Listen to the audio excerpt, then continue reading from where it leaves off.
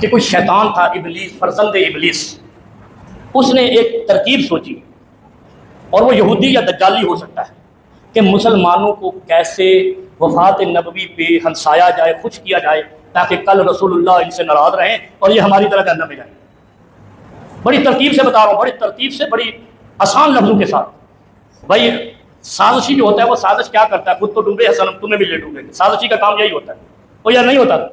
جو خود ڈوب رہا ہوتا ہے کہتا میں انہوں بھی لا ڈوبا، انہوں بھی لا ڈوبا، وہ سارے اپنے پارٹنر لے ڈوبتا ہے۔ ایک بلڈر ڈوبتا ہے، اس کے جتنے شیئر ہولڈر سارے ڈوب گئے، ایسے ہی ہوتا ہے۔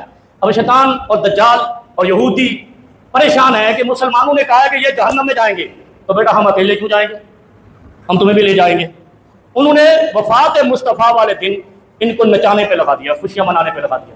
پھر جب ہم کہتے ہیں دلیل لاؤ، کہتے ہیں ان کو پکڑ کے مارو، ایسے ہی کہتے ہیں۔ تو بے شرم ہو، یہ تو یہودیوں کا کام تھا، ان سے تو اللہ نے دلیل مانگ، لڑ پڑے اللہ سے۔ ہاتھوں برہانکم ان کنتم صادقین فبما نقضہم لعناہم، جب انہوں نے اللہ کا حکم نہیں مانا، اللہ کے حکم پہ بھی نقد لگا دی، اللہ نے ان پر لعناہم، شدت کے ساتھ فرمایا کہ ہم نے سخت لعنت کر دی۔